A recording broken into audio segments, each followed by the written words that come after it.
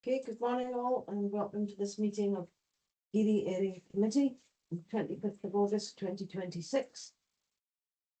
Please note that the meeting will be recorded and published online for public viewing after the meeting. Councillors should only use their microphones when invited to speak and should remain muted at all other times. Members should use their video for the whole meeting if their connection allows. If members wish to speak at any point, please use the hands up function in the Teams meeting and I will bring you in at an appropriate time. Please do not come in during items unless I invite you to do so. Can I confirm that all members have been able to access the presentations provided by the committee officer in advance of the meeting? Yes. And could members at home please try and keep your videos on? Okay, thank you. Alison, can you take the 7, please? Yes, Chair. Councillor Ewanson, Present. Councillor Bailey, Present. Councillor Gifford, Present. Councillor Grant, Present. Councillor Georgie, Present. Councillor Keating, Present. Councillor Launchy, Yes, present. Councillor Mason, Present. Councillor McHale,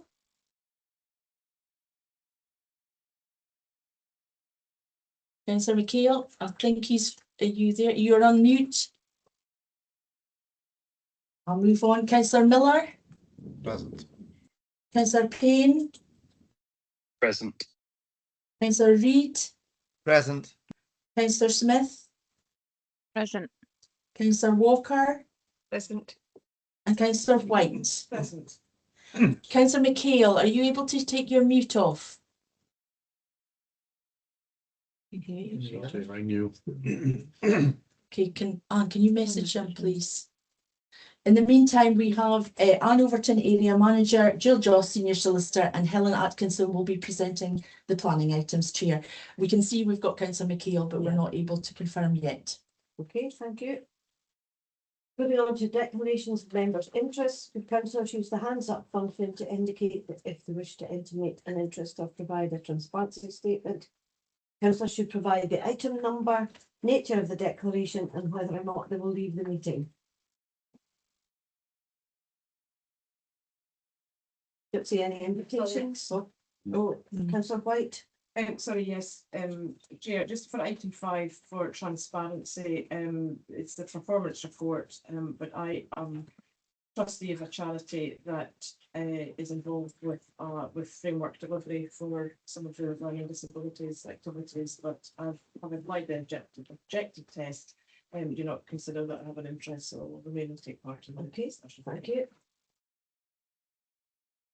Item 2A, the equality statement. So in line with the council's legal duty under section 149 of the Equality Act, members are reminded of their legal duty and have to give due regard to the need to eliminate discrimination, harassment and victimisation, advance equality of opportunity between those who share a protected characteristic and persons who do not share it, and to foster good relations between those who share a protected characteristic and persons who do not share it. And when an integrated impact assessment is provided, to consider its contents and take these into account when reaching a decision. Do members agree? Agreed. Yes. Item 2B, exempt items today. It's proposed to take 10, 11 and 12 in private. Can I ask for this to be agreed? Agreed. Thank you. Item 3 is the minute of the last meeting. It's being considered for accuracy and only by councillors who were present at the meeting. Members agree that the minute is a true record. Yeah. Agreed. Move on to the statement of outstanding business. Hand over to Alison. Yes, thank you, Chair. Nothing much to add to this. I am still endeavouring to try and get a date from Scottish Fire and Rescue to run the session. I will keep trying to make that contact and get that organised, and obviously I will update as soon as there is any change. We should be expecting updates on the other items in the next couple of meetings, but at the moment there's nothing further to action. Okay, thank you. Any questions or comments, members? No. Okay, thank you. So we move on to item 5. which is the Aberdeenshire Health and Social Care Partnership Performance Report for the Strategic Delivery Plan 2025-26 to 2028-29. And the officers presenting, I see we have Rachel Taylor, Karen MacDonald and Lynn Greenberg. And we're being asked to comment on the item. So I'll hand over to Rachel. Are you presenting first? It will be Lynn. It'll be Lynn, okay? Good morning, Chair. Is it all right if I just start? Yes, just you start. Perfect, Welcome. thank you. Thank you. Good morning, and thank you for the opportunity to present this report to Area Committee today on behalf of the Health and Social Care Partnership. Excuse me. As set out in the first three appendices included with your report, 1A to 1C, these provide information on the partnership's first quarterly performance report on our new strategic delivery plan, which has been developed following the Integration Joint Board's approval of our new 10-year strategic plan. In addition, at Appendix 2, we have included a more local update on key issues and activities from our health and social care teams within the local area. And I'm kindly joined by colleagues from the local team today who can assist in answering any questions regarding this report. On the 10th of December 2025, the Aberdeenshire IGB approved the partnership's new strategic plan 2025 to 2035, which sets out our new agreed vision and strategic priorities over that period.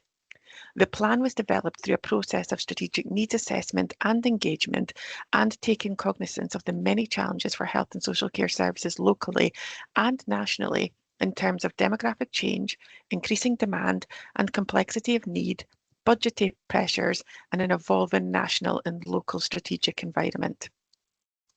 At the same meeting, the IGB also improved the supporting strategic delivery plan, which sets out key strategic objectives and work streams, which will be key over the next 3 years to delivering on the partnership strategic priorities.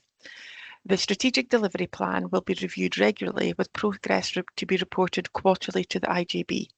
In developing the plan, we've acknowledged that it is likely to evolve and new work streams may be added subject to IGB approval, ensuring that we will remain agile to new challenges and drivers.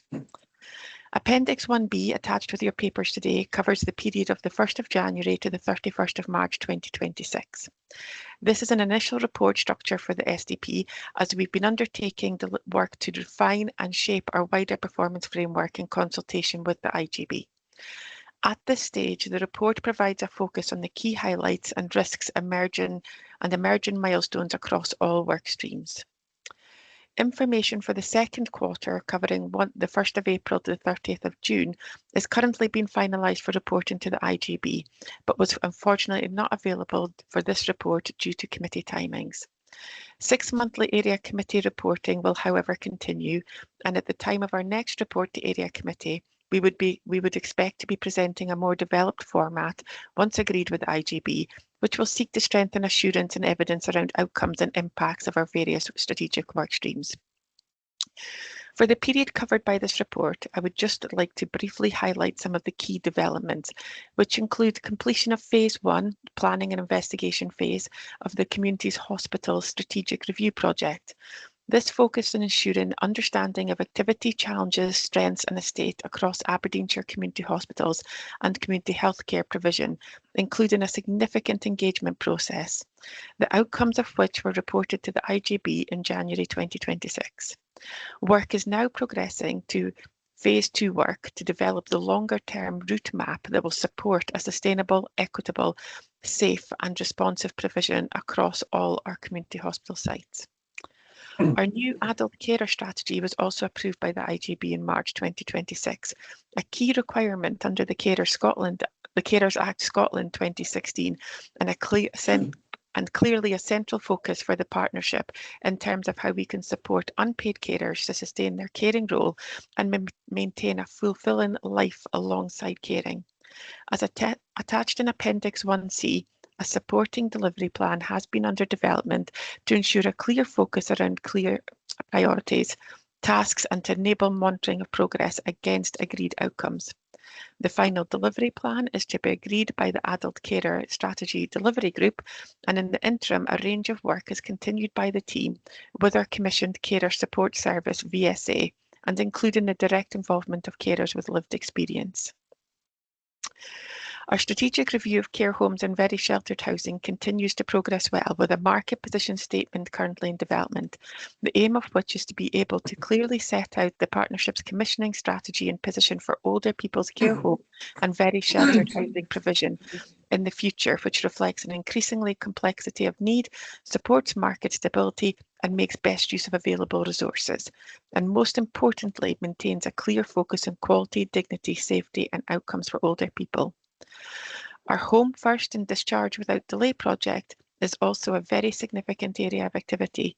Discharge Without Delay is a national whole system initiative focused on frail older people currently accessing hospitals in Scotland, with the aim of ensuring that patients experience no negative consequences from hospital-induced harm or dependency, and that care pathways and services are integrated, prioritising prompt, comprehensive geriatric assessment. Within Aberdeenshire and as part of NHS Grampian Whole System Plan, within Aberdeenshire we are focusing on two specific work streams as indicated in your report. Home First, Discharge to Assess, D2A. This work will aim to facilitate discharge from hospital for people without delay, enabling them to undergo a more accurate and comprehensive assessment of their care needs in a more suitable homely environment. And secondly, community hospital and step-down inpatient rehabilitation.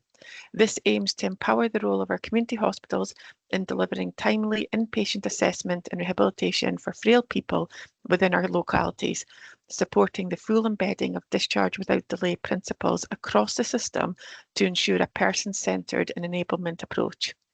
Work continues to progress against both of these work streams, including implementation of a D2A pilot service. Place planning, the partnership is committed to and continues to contribute to the Aberdeenshire place planning activities with our partners and communities. And thus, as this continues to evolve, we will ensure close alignment with our own activities and priorities such as our health improvement delivery plan. Strategic and service planning alignment. The Aberdeenshire Health and Social Care Partnership has developed a new workforce plan and market facilitation plan, which were both approved by our IJB in May 2026. Together with the medium-term financial strategy and the strategic delivery plan, they provide the key levers underpinning the overarching strategic plan to provide a focus for how we will deliver on our strategic priorities within the agreed resources available to us. With our new workforce plan agreed, we're in a position to commence the next phase of our service planning workstream, which will focus on the phased development of service plans aligned to our strategic priorities. As the report to committee notes, in the period since this quarterly report was presented to IJB, we have also presented our annual performance report 25-26, which outlines a range of positive achievements as well as our continued challenges in delivering health and social care services over the last financial year. As described in our annual report and through continued regular reporting into the IJB, there has been significant work undertaken in stabilising the IJB's financial position, and we continue to implement a range of activities as part of our health and social care sustainability programme to support continued focus on ensuring sound financial governance while meeting our statutory duties, maintaining essential services and supporting people safely. The partnership's annual performance report will also be presented to full council in due course. Thank you very much, Chair, and Rachel and I will be pleased to take any questions regarding the report. Okay, thank you, Lynn. Any questions from members? I think it's just worth noting that this report has already been presented to the IJB in May. So our comments, if we make comments, where do they go, Lynn? We will take those comments back, and I mean, if the comments that are about the strategic delivery plan, myself and my colleagues have a meeting scheduled after the 6 area committees have met to look at the feedback. And as we've said, the strategic delivery plan is an evolving process, so we'll be looking to build those in there. And if they're based on local conversations, then Rachel, the interim partnership manager, is here today and she'll be able to pick that up there. Okay, thank you. Any comments or questions from members? Councillor Reid, please. Yeah, thanks, Chair, and thanks so much for the report. I've just a few questions, actually, if you don't mind, local ones. Shall I ask? I've got three. Shall I ask them all at the same time, or just take them individually? Okay, I'll just ask them. Dawn Bank, it says about the Corti voice recognition pilot. Could you possibly tell me more about that? That seems quite intriguing. Yes, I will bring my colleague Kaz in, who has probably been closer linked to it, but it is really an exciting, innovative bit of technology that Katie, our senior charge nurse, has been really excited to pilot and again received recognition and stepping forward for that pilot. So Kaz, I'll let you come in just a bit more of the detail around that voice technology. Coming in, and I'm probably maybe not best placed. I mean, Katie Anderson, the charge nurse, has been wrapped all round this, and it really was quite an innovative project. It might be worthwhile actually getting Katie to actually to come along and describe it. As I say, the pilot ran for about a month, seemed really successful, really seemed to give a bit more of a better patient experience. But certainly as for the nuts and bolts of it, I think it'd be best to get Katie along to really describe how it works, because I've not actually seen it operate it myself. So sorry, Councillor Reid, I wouldn't be able to be the best person to let you know, but I can certainly get more information and add that on, or get that put out with a minute. Yeah, if you could do, that'd be quite Yeah, grand. yeah, Just certainly, yeah, intriguing. because it seems really interesting. It really is. But as for the nuts and bolts and how it actually has worked, then yeah, I'll get the better information from Katie, but she can't speak highly about it, and not highly enough about it. Okay, thank you very much. The other two questions were on Inch. The report has concluded as of July. Is there any information you can tell us? Obviously, the local community, this is a hot issue out there. So if there's anything you can tell us about that, that'd be grand. And the Inverurie Health Hub, the GP walk-in service, do we have a date for that and the times that it'd be open yet?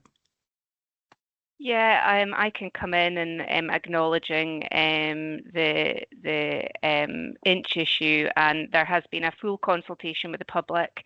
The IJB reports are due to be published imminently, and the IJB will consider the report at its next meeting. In relation to the walk-in centre, what I can tell you is that actually the proposed pilot date, which we were anticipating being the end of the summer, has actually just been extended. We don't actually have a new date for that pilot to launch. I think we have globally within the pilot started within Aberdeen City, and we were due to take a second phase into Inverurie in Aberdeenshire, but unfortunately, due to ongoing challenges with recruitment, that has been extended. We have updated the IJB as we had committed to take a report just around the operational process back to IJB, but unfortunately, that will also be delayed as the pilot's delayed. As soon as we have a concrete date for that starting, I'll make sure that that's circulated. Thank you. If I could just come back slightly, I mean, obviously recruitment up here has been a problem for quite some time. Do we have any, not a concrete date, but do we have any indication if we've postponed it? We must have an idea roughly when or what we're aiming for. Members of the public are talking about this, and we've already said to them that it's supposed to be the end of the summer. So what can we say to them? No, I fully acknowledge that and appreciate that. What I will say is that we have adverts out just now for recruitment, so this isn't expected to be a prolonged period of extension. We are recruiting again, and just to make you aware that the recruitment happens across Grampian, so we are really waiting to see how that goes. I think we're approaching the closing date for that recruitment. It's just knocked on the timeline. Fully appreciate it is out there and everybody is aware. What we are asking is that our comms team provide a briefing as soon as we have that updated date. Yeah, thanks. Last question, Rachel. Honest, just on this one though, I was led to believe that the GP practice currently at the Inverurie Health Hub would actually be absorbing this within their capacity. But what you're saying is the recruitment there. Is it recruitment of additional doctors, or is it recruitment of admin support, etc.? Who are we recruiting? Yeah, that's a valid question. And no, this won't be offered by the Inverurie GP practice. That is a separate service. We are recruiting to GPs. We're recruiting to advanced nurse practitioners, and we also have administrative staff. What I can say, and probably what is not surprising, knowing that GP recruitment nationally has been a challenge, and this was always going to be one of the risks, is that it is actually our GP roles that we are being further challenged to recruit to. However, we have got adverts out again. There is also opportunities for GP practices to engage with the service if they're willing, by way of a service level agreement, to support the walk-in centres. So there is a two-pronged approach to supporting that GP role in the walk-in centres, and we're exploring them fully as we speak. Thank you very much for that.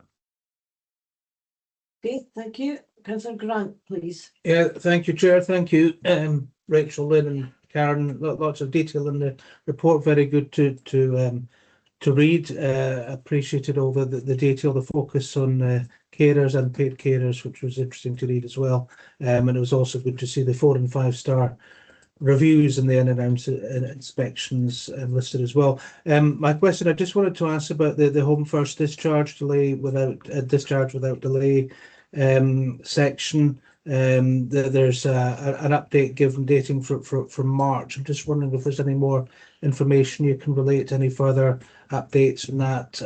Obviously, as we all know, delayed discharge is quite a perennial issue in terms of clogging things up in the system. But if there's any update, that would be appreciated. Thanks.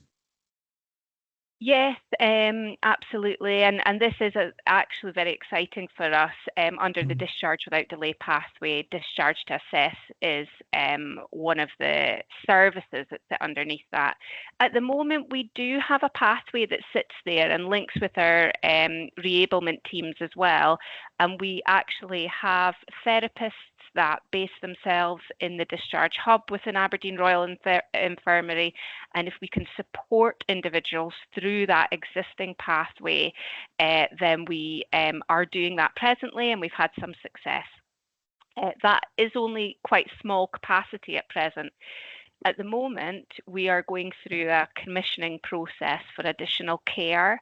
We know that in order to support individuals home into their home environment, you require some care to support that initial phase whilst we assess them in their own home. And the real ethos is that assessing individuals in hospital is not the right environment. So how do we support individuals home, given the name discharge to assess, so that we can really get the best of those individuals and really reduce that reliance and dependence in the hospital setting. So the progress with that is we have an existing pathway, but we've also got a tender out at present to look at commissioning additional care to really enhance that pathway. We know Aberdeen City operate a similar model, and we've seen its success across other boards. So it is all tied up with commissioning and procurement at the moment, and we don't get much information through that process, quite rightly so. It's all held confidentially. But as soon as we have an update from our colleagues on that commissioned care, we will again provide briefs. Thanks, Rachel. Are there any specific targets you're looking to achieve in the interim, in the foreseeable future regarding this? We have a number of targets actually that we have set against many of our initiatives. I mean, the one that we all see and all speak about is that delayed discharge figure that sits within Aberdeenshire and sits across Grampian, but we have a number of targets that sit below that around the number of patients that we can get directly home to assess. We are looking at our readmission rates. We're looking at our figures of acute delays that sit within our setting. We're looking at our delay numbers across community hospitals, and we also have targets in relation to transfers to community hospitals, which we have, which are labelled delayed transfers of care. So we have a significant ongoing work, and yes, we have targets that we need to achieve at a government level, but also at a local level. That's great. Thank you very much. Thank you. Okay, thank you. Councillor Keating, please. Thank you. Thanks to you all, and please, Chair, I'm not going to ask about any of the papers that you presented at IGB, and I probably agreed to. So it's just the local stuff, really. And I'll come back to Councillor Reid's first point on the Corte voice pilot. Absolutely understand, Kaz, Rachel, you can't give us detail, not asking for detail. But just what is it? I mean, is it recording? It says it reduces documentation, and it says it supports more meaningful conversation. So is it something that's just recording a conversation and producing the document itself? Or is it training for staff? Or just what, at a very high level, is it doing? I would be interested to know. Couldn't quite work it out from the narrative. I've certainly requested more information from Katie, but it is more around, yeah, it's like having those conversations with the patients in the ward, and then what that then takes from that and generates from that. But I can certainly, as I say, I've requested just now to get a bit more clarity for you. Okay, no, that's fine. And so it's about working with the staff too. Yeah, with the staff, with the patient, yeah. That's fine. Yeah, and it's been developed by NHS Grampian, and it's really it uses like ambient voice technology to listen to conversations between nurses, patients and families, and then get structured clinical notes, and then that's reviewed and edited by staff. Okay. And the purpose of it is to release that time for nurses and clinical staff to spend more directly with patients on the ward. So and obviously, you know, it's a pilot, they're looking at it, but it's to reduce the administrative burdens that are kind of placed on the clinical staff. That's very clear. And thank you, Rachel. It works, yes, right. Okay, second one, I too have three, but it is only three. So I noticed all the care inspectorate visits were all unannounced. Do they do announced visits, or I just don't know how they work? I know how schools work, but not care inspectorate. Are they always unannounced? No, they're not always unannounced. We have had several. In the last one that obviously Ben Heavey was an announced visit, they were prepared for.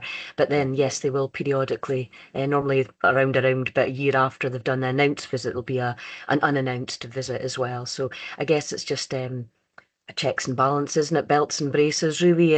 And as I say, there is the announced visits planned, that they get some I guess warning of, you know, there'll be questionnaires and things put out to the managers of the establishments. They'll then put them out. It gives them an opportunity to put all those questionnaires out to the relatives, the families and the tenants themselves. And then that's when, you know, there'll be a date, they'll have a rough window, so they'll know that it's an announced visit. But yes, unannounced happens, yeah, periodically, but not every other month. But it's something normally in between announced visits, you'll often get an unannounced visit. So.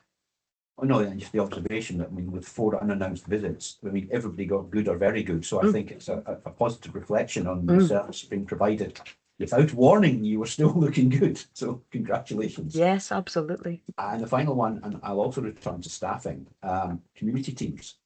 I think the very polite phrase is managing some staffing challenges. Now, I know from other places that we are managing staffing challenges across and up and down Aberdeen Health and Social Care Partnership. But what are the implications? I mean, are we pushing more pressure on risking burnout of staff, or are we somehow managing the work, prioritising so that we can keep the staff well-being front and centre? I just wonder what's behind that phrase, managing some staff challenges.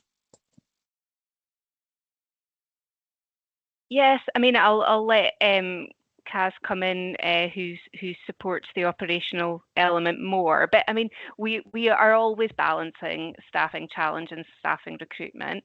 To a certain extent, staffing within the community setting can be a bit more challenging, as we know the large geographical area, and we use templates to support how you staff on wards.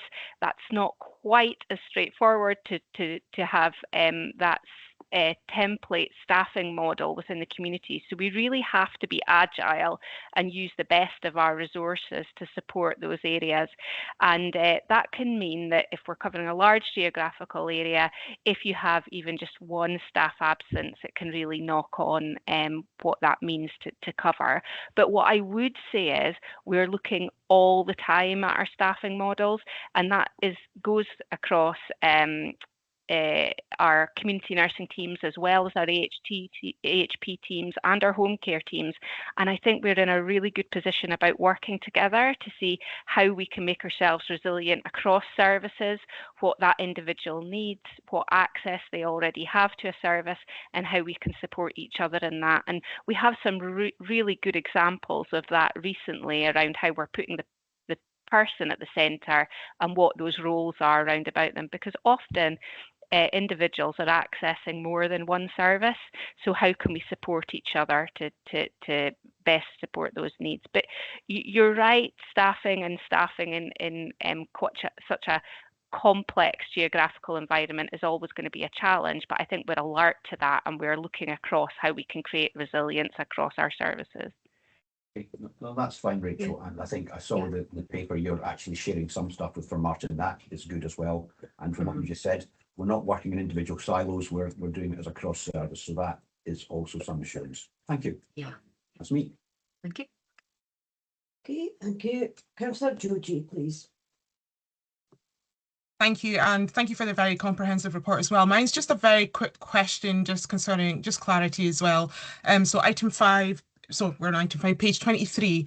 So I'm looking at phase 2. I can see that work has commenced on phase 2. So when can we expect, like, what's the time scale for that? I just want to understand how long we'll be expected to wait for that report to be shared. Thank you.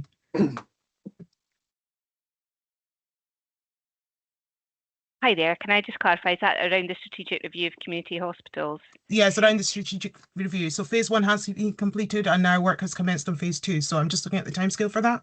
Yeah, no, absolutely. Work is ongoing and ongoing as we speak. We have some colleagues in the background who are continuing to pull together the work for phase 2. I will be open. We won't expect anything this year, but we're hoping at the beginning of 2027 that we will have something to share and take back to the Integrated Joint Board. Okay, thank you.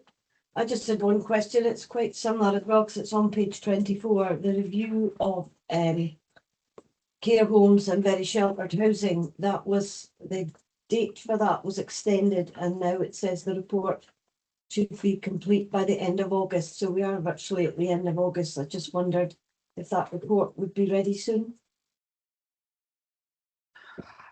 I'll take that one. I will double check with a colleague, but I think that report may not be ready at the end of August. I think it may have been delayed, but can I check that with my colleague who's involved in that and then just pop a note back via Alison? Is that okay? Okay, yeah. Thank you. I saw another hand. Councillor Bailey, please. Yes, this is one very good question. Under Appendix 2, where it's mentioning about the community teams, it says that the social work occupational therapy team can continue to provide assessments and equipment and are looking to roll out risk assessment care. I would have thought that would be something that was already in place. So would you expand a wee bit about what that actually means and why it's just been rolled out now?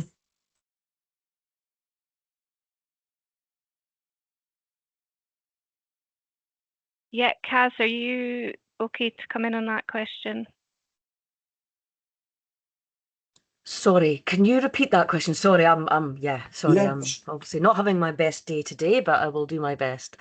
Not a problem, not a problem. It's under the community teams where it says about the social work occupational therapy team continue to provide assessments and equipment and are looking to roll out risk assessment care.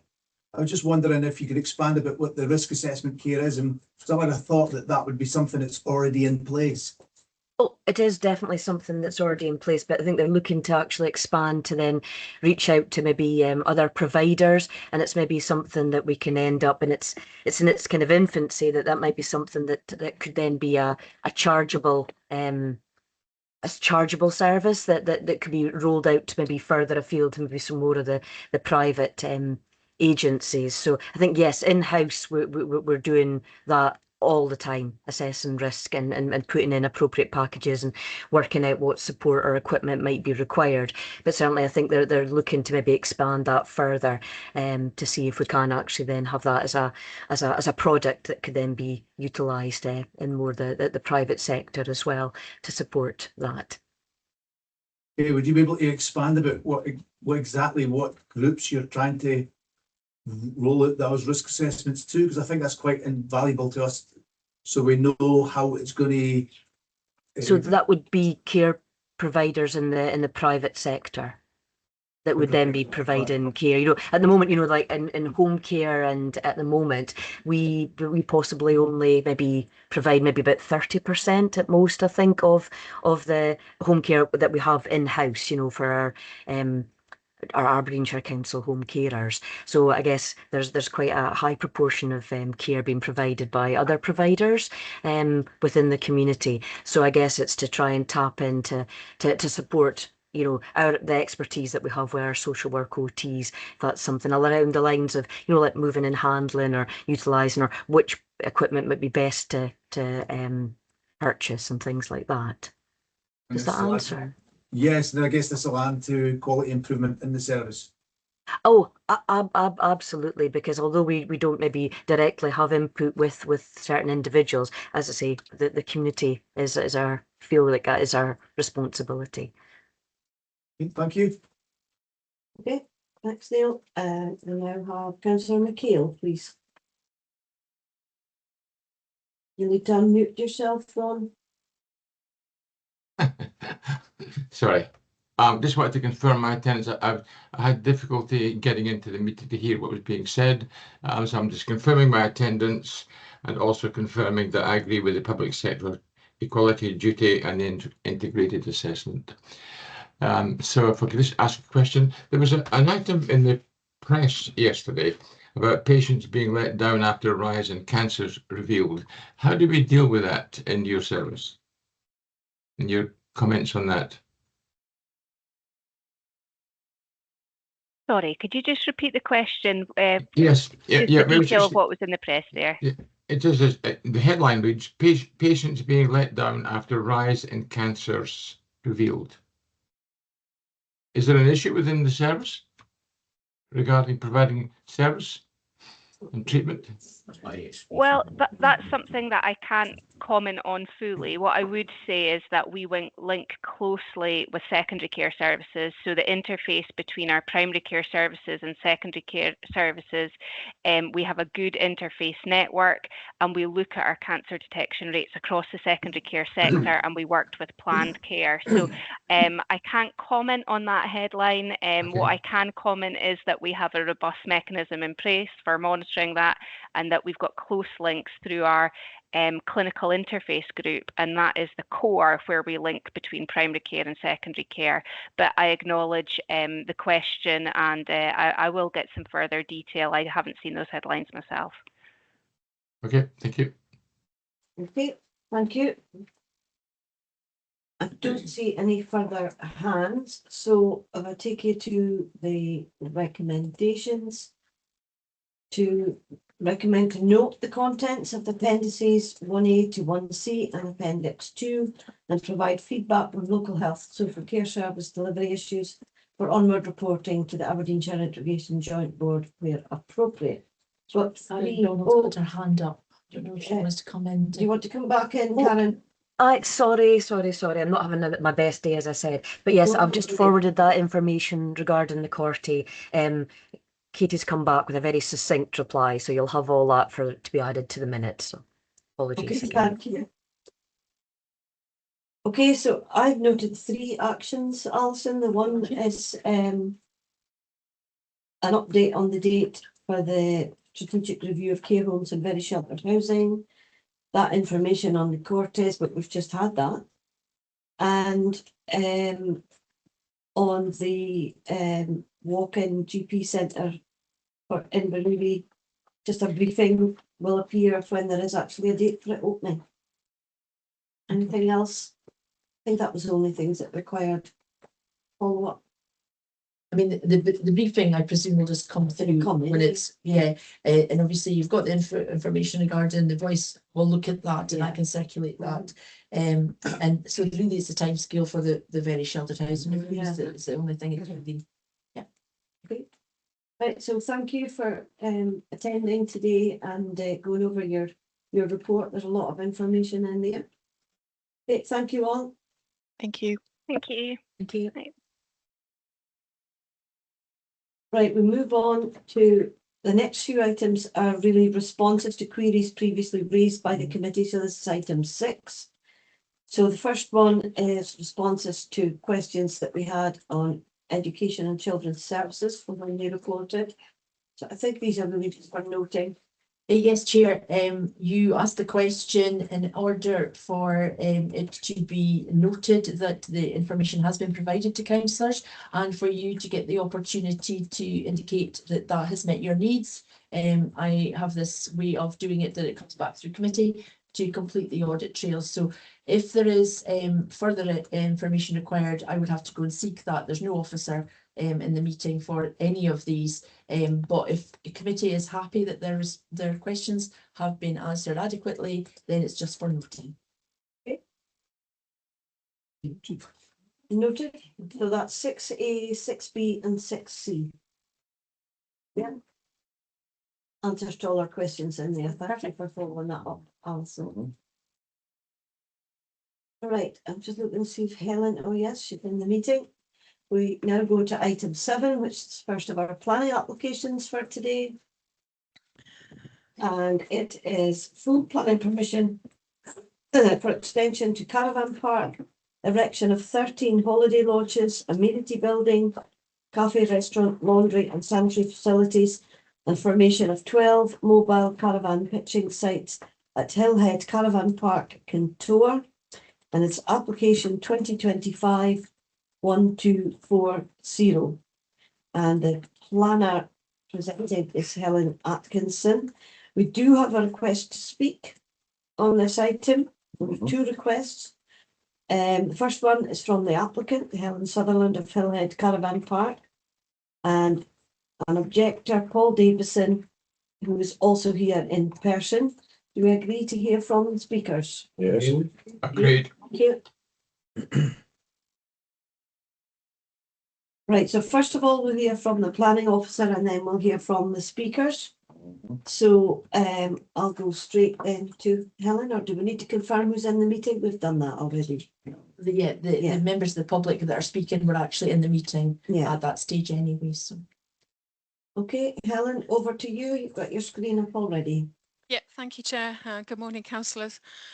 So item 7, as the Chair introduced, but just to remind members, this application was deferred at the meeting of the 23rd of June, and it was deferred to allow a site visit to take place.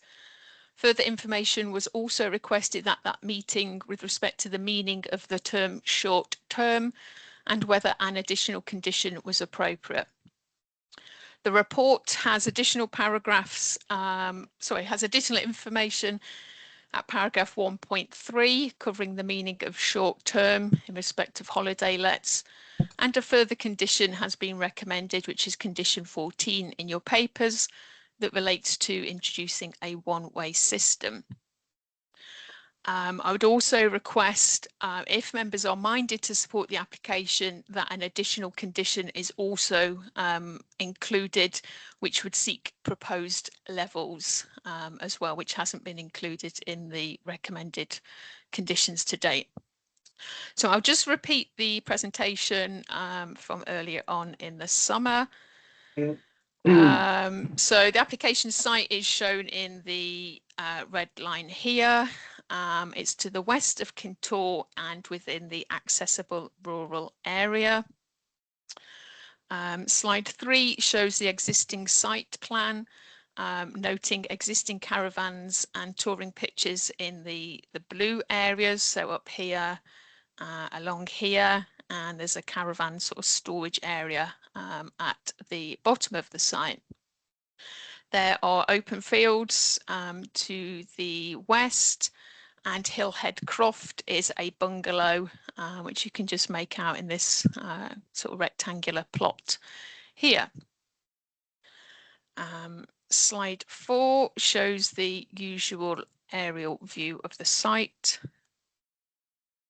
Slide 5, just thought it was important before we consider the new proposal. This slide shows us what was previously refused by the area committee. And that is detailed at paragraph 2.15 of your report. But planning permission was refused by Geary Area Committee in October 24 and was also dismissed at appeal later on. So this is the layout for the refused scheme. It was for 18 holiday lodges, mobile caravan pitches and an amenity building. And it was refused by Area Committee on the grounds that the layout would have a significant unacceptable impact on the amenity of the residents of Hillhead Croft. So that's just to remind members of the previous scheme. Turning to the current proposal, which we're being asked to determine today, I'll just go over the key areas. So this sort of darker rectangular block here is the proposed amenity building, which would include showering facilities and a cafe. To the side of that, there would be a play area, and just adjacent to that, there would be a car parking area for 8 spaces. There is a spine road, if you like, so this darker grey area here would be a road running down to the south of the site, which has a spur coming off here and also has a sort of circular loop round there. There are 12 touring sort of caravan motorhome pitches, which are these sort of lighter grey areas here. And there are 13 holiday lodges proposed in this sort of L shape here.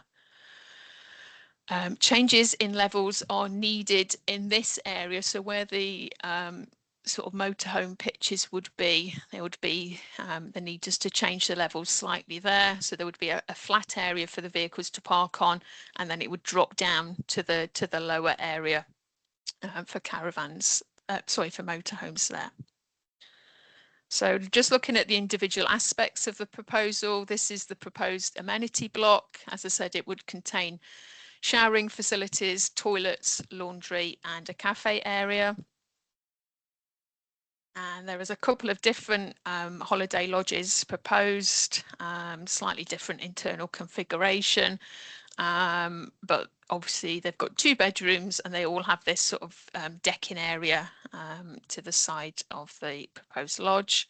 That's the second one there. Slide 10 just shows the landscaping plans. So apologies for the scale, but you can see this sort of lighter green area here, which would be a sort of landscape buffer that essentially wraps around Hillhead Croft. And there would be hedgerow along the bottom of the site as well. So in terms of discussion, the key matters are set out at paragraph 6.1 of your report. The report review the planning history, which is a material consideration in the determination of this revised application. In common with the area committee decision, the reporter from the DPEA felt that the previously refused layout would have an adverse impact on the residents of Hillhead Croft. The reporter also felt that there was a lack of sort of sustainable modes of transport for the site as well. But just looking back at slide 6, the proposal, as we can see, the revised scheme has sought to address these issues by reducing the holiday lodges from 18 to 13, introducing this sort of spine road arrangement running north to south, siting of all of the touring pitches on the western side, which are approximately 30 metres off the shared boundary with Hillhead Croft. Siting of the holiday lodges, again predominantly away from the shared boundary with Hillhead Croft, but there are just these two down at the bottom here that are slightly closer to the shared boundary with that residential property. And the revised scheme also includes this landscape buffer as well, which generally sits at around 20 metres in width. And the proposal also includes electric vehicle charging points and cycle storage as well.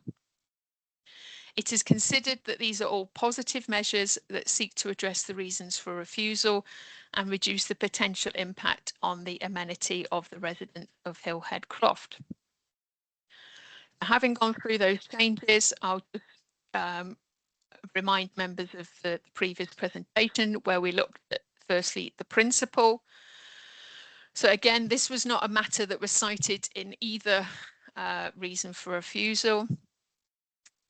Policy 29 from MPF4, which talks about rural development, and policy R2 from our own LDP, both apply, and they both allow for the intensification of established uses, provided that they are of a suitable scale and form. Policies that deal with tourism-based developments are also applicable, and again generally supportive of the growth of development associated with the tourism sector. MPF4 Policy 30 sets out a number of criteria that must be considered, and these are summarised in your report at paragraph 613. One of these considerations is whether there is a need for the accommodation proposed. A demand statement has been submitted in support of the application, and this statement notes that travelling north from Stonehaven, there are only 2 parks within 13 miles of Aberdeen that accommodate touring and camping. Figures are also contained within that demand statement to illustrate the range and number of bookings received at Hillhead, and it's noted a high demand for electric hard standing pitches. It is noted in the planning history section of the report of the appeal, when the reporter considered that report, she does talk about the submission of the demand statement and recognise the support for increasing holiday and touring bed spaces. The reporter also notes that the appellant's economic statement points to various tourism strategies which give general support for this sector. The reporter did not refuse the earlier scheme on the basis of a lack of need. Economic development also acknowledges there to be a shortage of tourism accommodation in the Shire and is supportive of the proposal. There's a view of the planning service that the proposal generally complies with MPF4 Policy 30, but we do acknowledge there were limited opportunities for sustainable travel, given the location of given that the location is already set, it's already there, it's in a rural location. This is also acknowledged by the reporter. So it's a view of the planning service that the principle of the site extension remains acceptable, and these were not matters that led to the earlier refusal. In terms of layout, lighting and design, yep, slide 6 shows us what's now proposed, and I've gone over the key changes. Proposed amenity building over here, which is that slide. Relatively simple in design, simple pitched roof, and again equally the holiday lodges are fairly simple.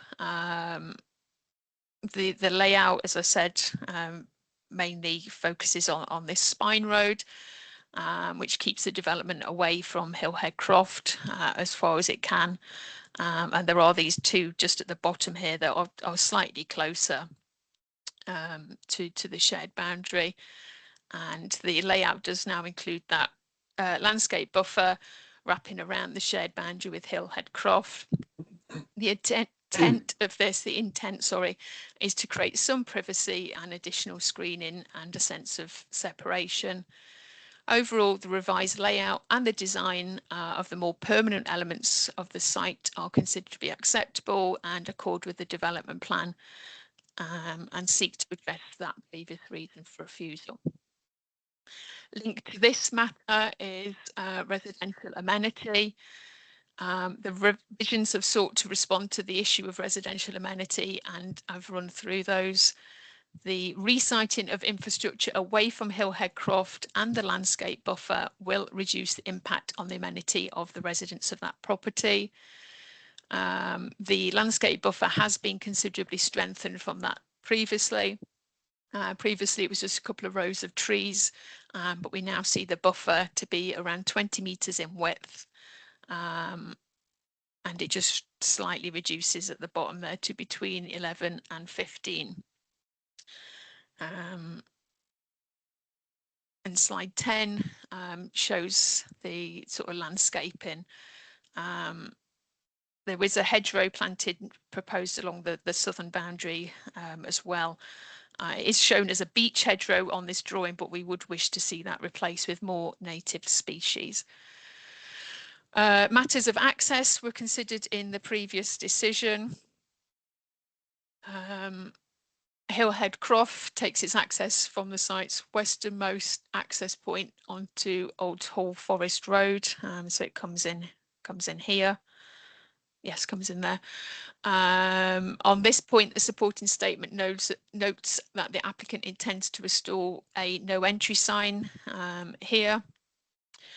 And introduce a one-way system whereby vehicles should access the site from the easternmost access point. So vehicles would come in here and there would be a one-way system in operation. So that's what the applicant is tabling.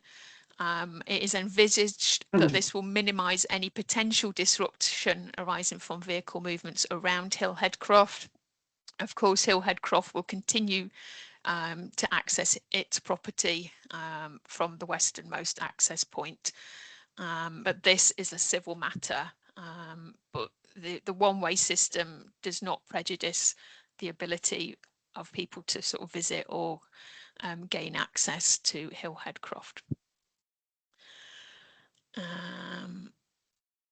Clearly, the homeowner at Hillhead Croft will witness change, but the revisions made to the layout are judged to be acceptable and a practical and considered response to the previous refusal.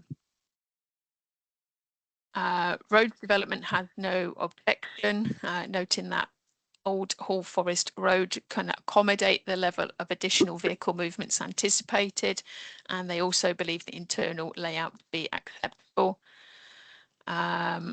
Linked to this is sustainable transport. So policy 13 of MPF4 supports development where sustainable travel options have been considered. This is also a requirement of the tourism policy and was discussed in the reporter's decision.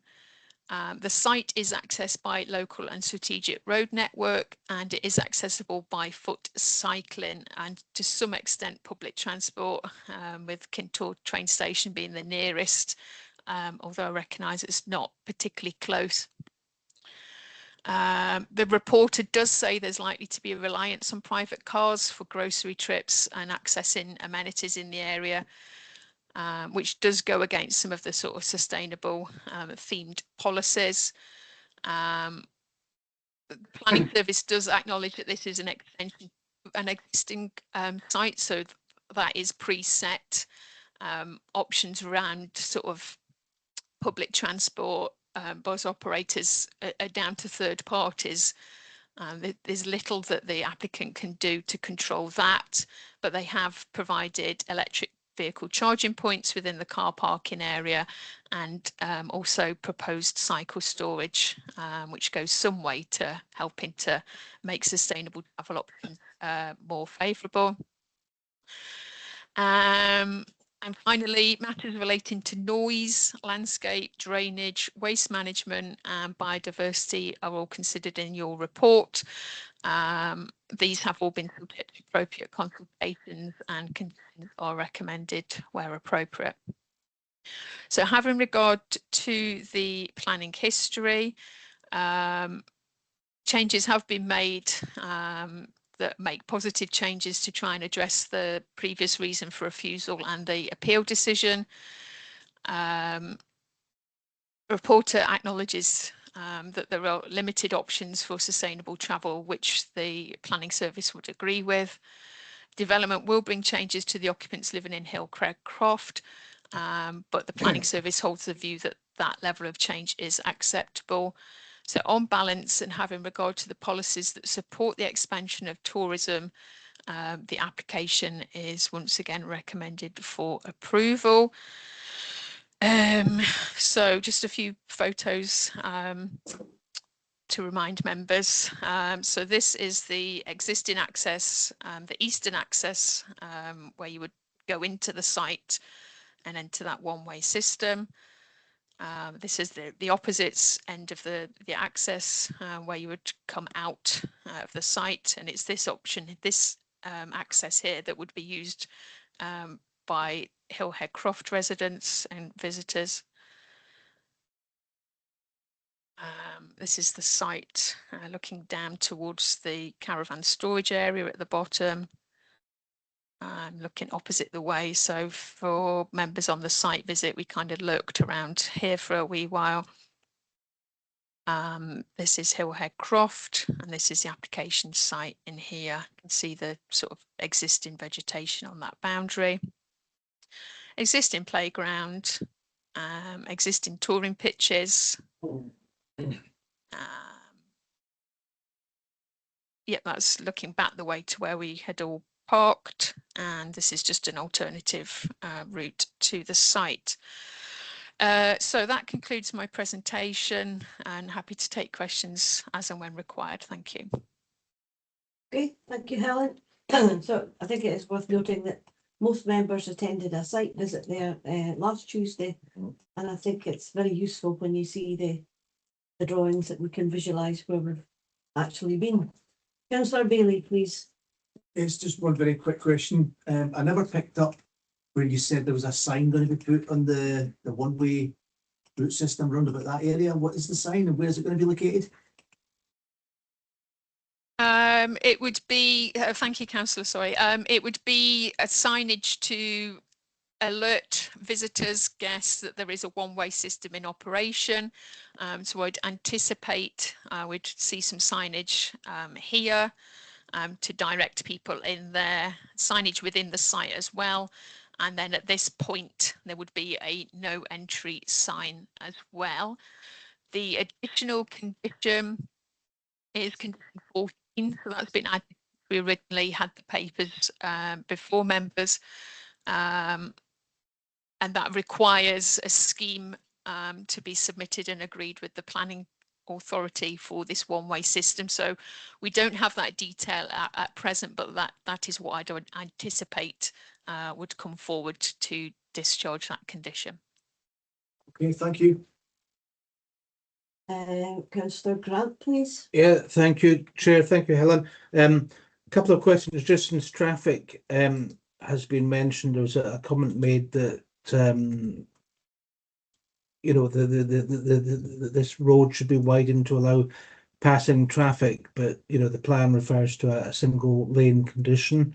The comment from one of the objectors was that if this was in a public road, they would be concerned with the proposal, but are you satisfied that this single lane condition will adequately deal with any concerns about traffic? Just to return to the issue of short term, there's no definition mentioned in the report for what constitutes a short term stay. And I know this is one of the conditions as well given within the paper. So how would the planning department resolve this issue as to being satisfied that stays are short term? I do notice a record is to be kept of those staying there. If there's no definition of a short term, is there any definition of what would be permanent residency? Is it staying over a year? Any sort of further information about that would be welcome. Yeah, so the reporter, as it mentions, previously stated that the layout and the rejected proposal would impact on the amenity of Hillhead Croft. And it stated that the proposed landscape screening would in the long term be a relatively permeable feature and unlikely to mitigate noise and visual effects. Can you maybe remind me how wide the screening was in the previous application?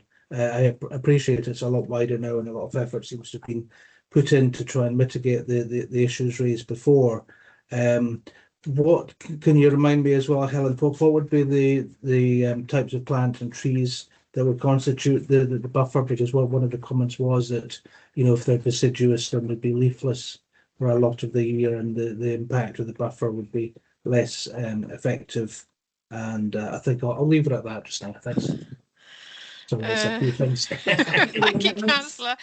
I think the first one related to traffic and a single lane, perhaps. So I mean, it is a single lane coming in and out. This one is, I think we said maybe 4.5 meters in width at that point. That's existing, but we do have no objection from roads development, so they have no objection in terms of Old Hall Forest Road being able to accommodate any additional traffic movements, but they also have raised no objection to the internal layout within the site. In terms of short term, there is a paragraph just sort of bolted in there at paragraph 1.3, I think. Is that right? Yeah. Yeah. Yes, there isn't a single definition. Short term obviously it means you can't live there permanently. There's an expectation you would be there for holidays, maybe business trips or recreation. So it could allow someone to stay for a period of time, for several months, but they need to be genuinely there for those other uses. They cannot be living there permanently. This is the sort of standard approach we are using. So the conditions that are included in the recommendation is the standard approach we are taking. And it does require that a register is maintained where guests would, or the operator would provide details of who's staying there and for what length of time. If there was any suspicion that somebody wasn't genuinely there for a short term, that they were living there with a more degree of permanence, then that would be something we'd have to investigate with our enforcement colleagues. And we'd be looking at, you know, the person there, what length of stay has taken place, whether they do have a permanent address, those sort of factors. So there isn't a definition I can tell you, but all I can reassure members is that is the standard approach we are taking to these scenarios, and we're not generally applying something that limits somebody to only stay somewhere for 6 weeks, for example, as that's no longer considered sort of sound practice. I think the third point, Councillor, was on the landscaping. Slide 6 on the screen now is just showing you what's proposed. So I think I've said it's around 20 metres in width, just narrow slightly at the bottom, and there would be an expectation that the planting would be made up of native species, and that's to try and ensure some biodiversity across the site.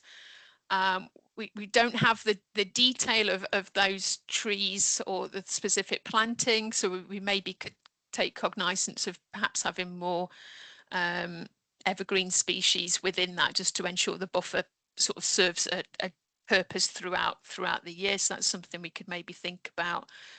In terms of the width of the previous one, I can't give you a dimension, but just to bring this screen back up here. So really there wasn't a sort of landscape buffer as such.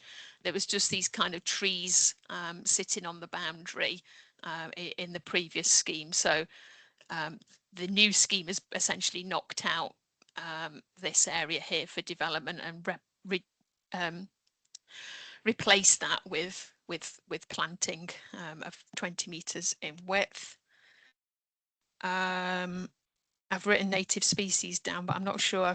Was there a fourth element? Sorry, that I've lost. No, thanks, Helen. I mean, that's great. I mean, it was just one Okay. of the comments made by the resident about, you know, the effect of having deciduous plantation in terms of the buffer and reducing it over, you know, the months obviously when there's no leaves on the trees. But would the planted buffer be a permanent condition as well? Because that was what he expressed, that although it might be an immediate condition in terms of granting planning permission, the applicant wouldn't be required to maintain it. Yes, it is a permanent condition. I think it's condition 10.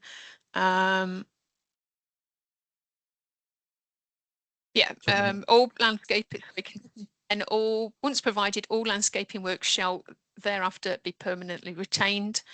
And if any planting fails within a 10-year period as well, then there's an expectation that that would be replaced as well. So condition 10 does cover that. Okay, so it would extend beyond the 10 years. So yeah, that was what he expressed. Yeah. Okay. Yes. Yeah. That's great. Thank you. Okay. Thank you. Can I just remind members in the room that when you're speaking, you need to put your camera on. There's no panorama thing in here. Oh, sorry. Councillor Reid, please. Yeah, thanks, Chair. Unfortunately, I can't put my camera on. I've got 4 people working in the house just now and the connection's pretty poor, so hopefully that's acceptable. I have a few questions for yourself. It's read the landscaping first of all, just because we just touched on it just now, and obviously the buffer zone there really is a big concern to the resident, and I can't understand why we're talking about like native species, etc. When basically you're looking at up to 6 months of the year, it could be completely permeable. So is it possible that we could actually condition that the entirety is evergreen? First of all. Thank you, Councillor Reid. I'd probably need to take advice from our natural environment team, because obviously in securing a landscape scheme, then for this one, obviously it's trying to do a couple of things. It's trying to mitigate the impact here and provide a softer buffer, but it is also delivering some biodiversity net gain. So there's also another policy requirement that it's essentially satisfying, and that is done by the planting of native species primarily. So I think we could do it, but condition 10, it is quite open. It is requiring sort of measures, details of planting to be submitted. So it's maybe something that the planning service could action, that planting scheme should include a greater percentage of deciduous species, something like that, if members were agreeable. Just something so that it's just something so that obviously their privacy is a big concern there, and it could even be that just there could be 100% screen around their property, and then further away from that, maybe it's it could be native species or whatever. But obviously they're going to if this goes ahead, they'd have lodges all the way around the back and all the way down the side, etc. And for up to 6 months a year, if it's not evergreen, then people will be able to see straight into their property. So it's just if you can look into that, that'd be grand. I've got a few other questions. I'd like some clarity, please. At one point when we're talking about the one-way system and the signage, reinstating the sign, etc., you said it was a civil matter, which obviously infers that nothing we can do about it. What exactly is the civil matter? Because you also talk about the scheme being approved by roads. So. Okay, thank you, Councillor Reid. To be clear, sort of means of access and whether someone has a right to use a piece of land or access to infrastructure on that piece of land, then that definitely is a civil matter, and some of the content of the representations we've received are civil matters. At the last planning committee, there was some concern about a one-way system, and as a result of that, then condition 14 has been added that talks about sort of a one-way system being implemented. I think that is acceptable for the planning service to recommend that to members, but whether someone has a right to use a piece of land or use that access road, then that remains a civil matter. Okay, no, that's good because my concern is that you said about you mentioned about them reinstating the one-way sign, which suggests there was a one-way sign there before, which they chose to take down, kind of thing. But Okay. that wouldn't actually come into this at all because it's approved by roads and it'd be a condition, etc. So Yes. they'd actually have to maintain that. Okay, that's good. On a site visit, I mentioned yourself about the play area. Uh-huh. And the size of the existing one, the size of the proposed one, because at the site visit, it appeared that really, basically, it's about the same size. So you're looking at adding, I think we currently have about 35 lodges and touring pitches there, adding another 25. So you're increasing the actual family usage by over 70%, but it doesn't seem to be that there's any increase or change much to the play area. Okay, thank you, Councillor Reid. It's quite hard to pick out, but from this is a previous drawing, but there's a existing. Sorry, it's not on that one. I did take some measurements for you because so the existing play space, and this is taken from our own mapping system, is around 210 square meters, and then on the proposed site plan, I've measured it off as 484 square meters. Okay, no, that's fine then. Okay, that is a substantial increase. Okay. Yeah, that's everything I've got just now. Thank you. Thank you. Okay, and next is Councillor Mason. Yeah, well, just the this one-way system that goes around. How are we? Just about the rights of Hillhead Croft getting access through this. What rights do they have? Will this be in perpetuity? So if another somebody else takes over the property, they can't say, well, this is my property, I can park my vehicles wherever I want. Can they do that and block the access to Hillhead Croft?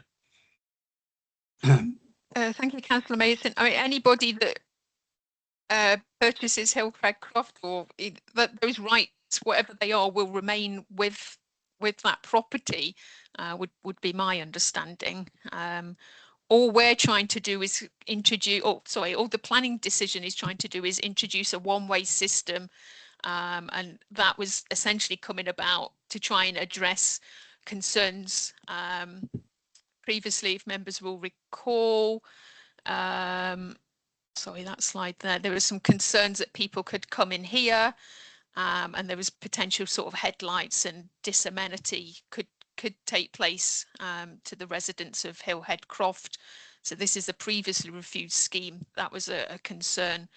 The new scheme means that guests to the site have to come in this way, which would limit any sort of headlights or disamenity here. But for the resident of this property, they still have a right to drive down here and come directly into their property. That right remains and wouldn't be impacted by this proposed condition, I would say. You mentioned that this would be a civil matter if there was any discussion about this, any argument about this. How is it possible that they would lose the right to access? I don't think so. I'm not a lawyer, so I can't answer that. Yeah. That would be for those residents. So as far as I'm concerned, no, those rights remain, and this condition wouldn't prejudice that in any way. I mean, effectively, it should be it would be nice if it was a public road. Then they would be able to. Then they would have a right of access. Then. Okay, right. Thanks. Just to clear up a bit on that. Yeah, thanks. Yeah. Thank you. Thank you. Councillor Gifford, please. Yeah, I'm afraid it's on this one-way, two-way bit of road again. I mean, I understand entirely why it's been done. You don't want the headlights pointing down at Hillhead Croft with lots of vehicles coming in the dark. I get that. And there's a one-way system that sorts that out. But then you've got a two-way system for the residents of the Croft, quite rightly, because they have a right of access to their Croft. So you've got a road that's both one-way and two-way. That's just designing an accident waiting to happen.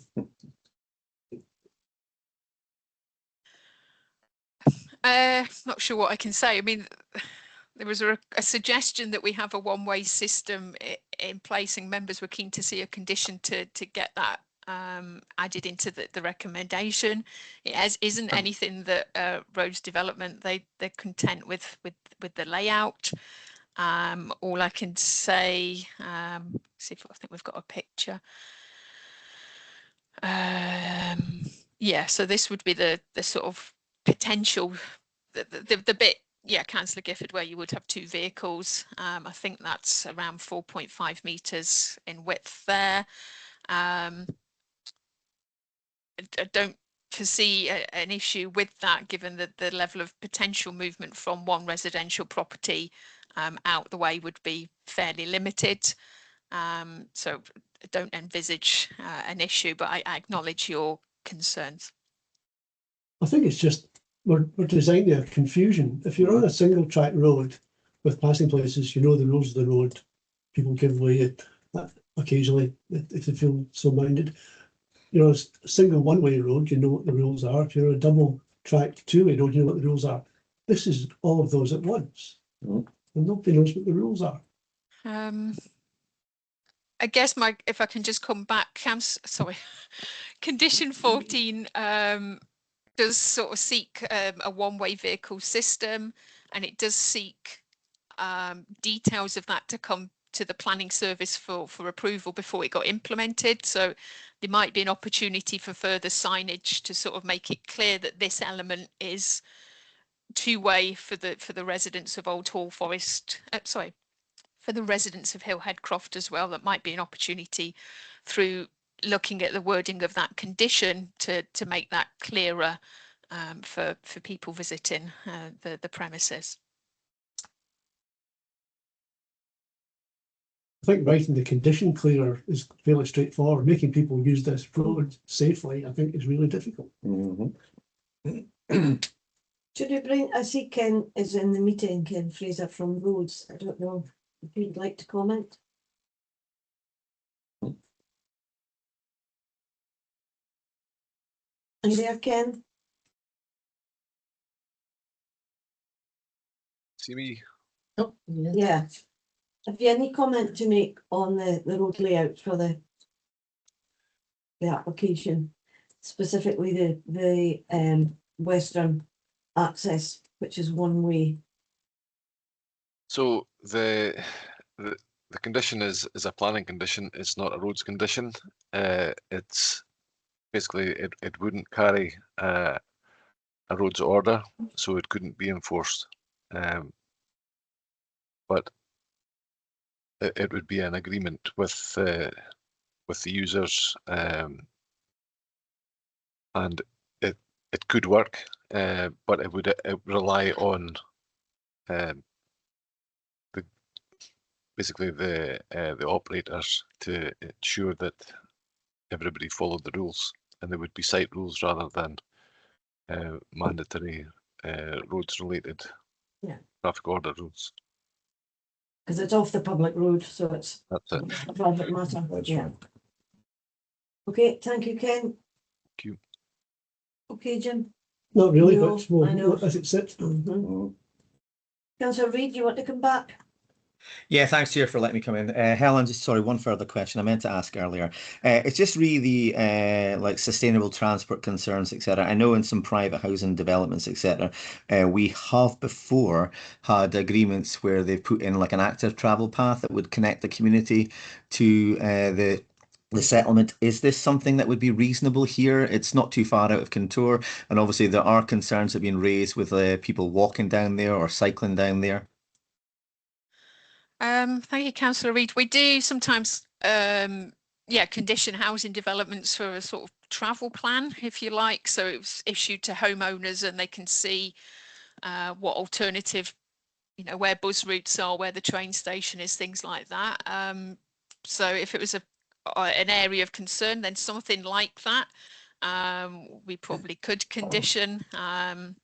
It would probably be something that would sit in a sort of visitor book when you go to sort of chalets or something. You could probably have something included in a visitor book that would form a travel plan that would make guests aware of alternative modes of transport. So yeah, I think that's a reasonable suggestion. If Sorry, members Helen, felt- it's actually an active travel path. You know, Oh, like we've path, in some sorry. small settlements when we built houses, you know, to link them to the community, we've actually said there's not a safe way for people to walk here or whatever kind of thing, and therefore we have had small strips of land, you know, that have been built out. Okay, sorry, I misheard the last critical word No there. bother. Travel path, I would probably advise against that. There is a route down the bottom here where you can sort of go and get access to Kintore, which is the last photograph. Yeah, that provides an alternative route. Any condition needs to be sort of proportionate to the development before us. I'd suggest the creation of a path to connect to Kintore or to the road network could be considered to be disproportionate to the development that members are being asked to consider. So I'd probably advise against that. Okay, thank you. Okay, and Councillor Bailey. Yes, Helen, I don't know if you'll be able to answer this question really, but I was on about that the exit road that would be used by Hillhead Croft. I get the aspect that they might have, you know, a right of way for both ways on that road. But I noticed that when we were there for the site visit, there is a for sale sign up on Hillhead Croft. So would there be any, I don't know if you'd be able to answer this, but would there be any factor that with the sale of the croft, that there's an aspect that it could be built in as to what the excess of the croft would be for future residents, to make it that there is just the one way or not? Thank you, Councillor. I don't believe so. I think I'm not really in a position to answer that. Wouldn't be my understanding that a house would be sold that would have to comply with a condition of somebody else, a third party's planning consent. I don't think that would be legally sound. All right, I was just wondering if there was maybe a I don't think so. Acceptable way it could be noticed and verified, but that's okay. Okay, thank you. Do you want to come in on that, Anne, or? No, Helen's thank covered you, it. Chair. I think Helen's answered that. That's a matter up with We're straight a planning bit process. from planning matters. Okay, so are there any further questions for Helen? I just had one actually. Keeping of a register is mentioned in here. We would be checking that, and how frequently? I mean, you talk about enforcement. I mean, in reality, what would actually happen with that? Thank you, Councillor Ewan. And I think in reality that it would, if the planning service is made aware of potential breaches, obviously there's a resource issue that would mean realistically the planning service and our enforcement colleagues would not be sort of randomly going to any tourist site and asking to see you know, guest logs. It would only be checked if there was a potential breach or an investigation. Okay, thank you. It's kind of what I thought. Right, if there are no further questions for the planner, we'll hear from our first speaker. So, in line with the guidance you've received in advance of the meeting, please do not speak unless I invite you to do so, and please do not interrupt the other speakers. If you do, you may be removed from the meeting. So, Mrs. Sutherland, do you want to come forward? You'll have up to 5 minutes to speak, and after that, members may ask questions, and then you can stay in the meeting, but you won't be entitled to speak again. Okay. So over to you if you want to address the committee. Some of the things that was addressed, we have a 5 mile an hour sign on the roads, on the site, so I hardly think we've never had an accident in all this years. The 5 mile an hour is in white paint, white line as you're going in to the touring park. It's also on the end of the roads and 4 or 5 places in the back. The other thing is at the one-way road, we've got plenty of land, we could easily do a passing place there. If traffic was coming in or out, could do a passing place there. And I did have 2 no entry signs at the end because I didn't want to headlights to disturb the crop. And with his suggestion, I put up 2 no entry signs. And then I had a nice visit from Andy Warren from, I think, environmental or whatever, and he wanted me to take them out, which I did. Now, the one-way system for the park, even though it doesn't say that, all tourists come in this way, up to the office, and then go into the touring park. So it has been working as a one-way system. The only people that goes out that road or down that road is me and the person that lives in Baseball. I thank you for your attention on this. It's went on for a long time. But the holiday and tourism sector continues to expand, and the proposed developments, is essential to the long-term sustainability and viability of the park. We have worked diligently to meet all relevant criteria and have made the necessary alterations and compromises to address any concerns that have been raised and accommodated all parties involved. We believe we have taken every reasonable step required to ensure that the development is appropriate and beneficial to the future of the park and the village. And we will continue to pursue this matter through all approved legal channels until necessary permission is granted. I thank you for your careful consideration on this matter.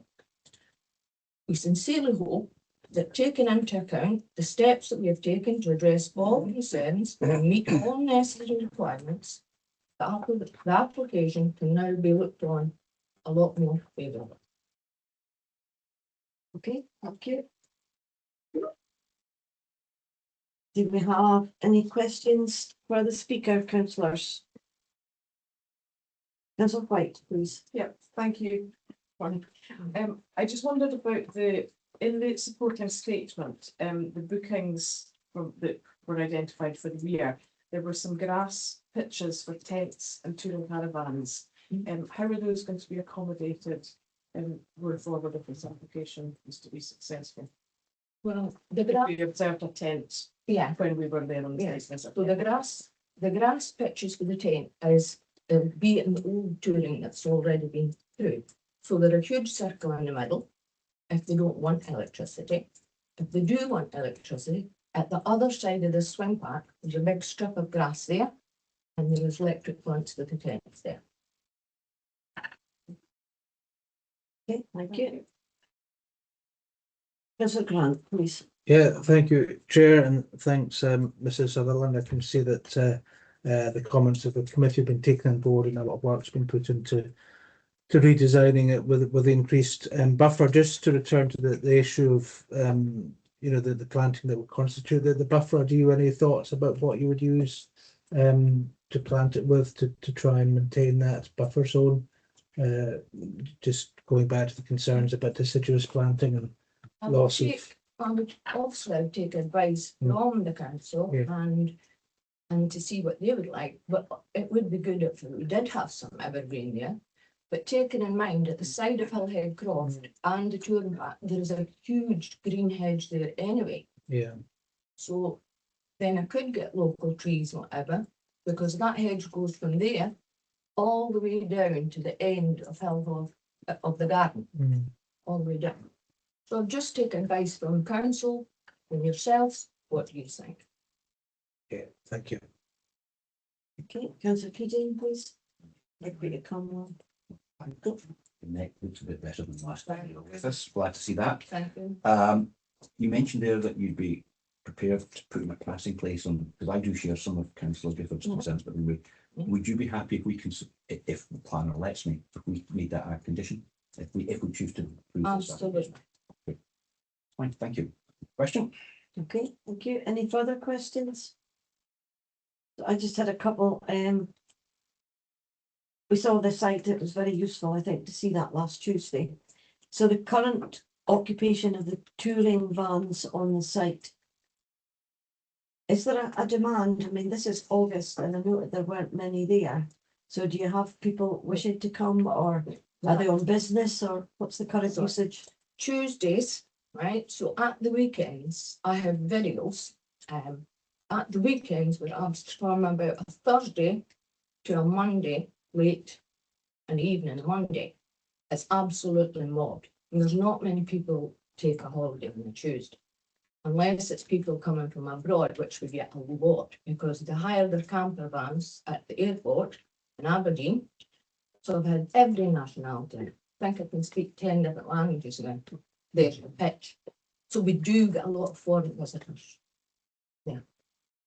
Okay, so it is mainly tourists. There's, Yes. rather than people on business or No, it's or working or. mainly tourists. Do you have some accommodation on site? I have two houses. One is Modarag and the one is in Greystone Croft, just which is my property. And we have secretary, cat warden in there. And then it's a family business, so there's me, my son, and my daughter. Okay, thank you. I don't see any further questions, so Mrs. Sutherland, if you return to your seat. Thank you very much. Thank you. And I'll now invite Mr. Paul Davison up to speak to us. Again, you'll have 5 minutes to address the committee. And then councillors will probably want to ask you some questions. Okay? Thank you. I would just like to draw the committee's attention to two areas where I think the planning service report to committee has missed some key information. First is the planning history, particularly with regard to the holiday lodges and to road safety aspects of the 196C. The current application asks for 13 holiday lodges. Although a few years ago the site did have 20 holiday lodges, but 14 of these holiday lodges are now used as permanent accommodation. And the Sutherland's Parks sales brochure, which included the Hillhead Park, described the holiday lodges as 2 and 3 bedroom luxury bungalows and had the strapline, "Settle down in a house that's truly yours." Now, this to me does not suggest they were being sold as holiday accommodation, and in fact they've ended up as permanent accommodation. And this prompted an investigation by the council, complaint in 2019, and this in turn led the site owner to make an S42 application to remove the permanent the ban on permanent accommodation, which this committee refused. The failure of the council of council's enforcement action to enforce the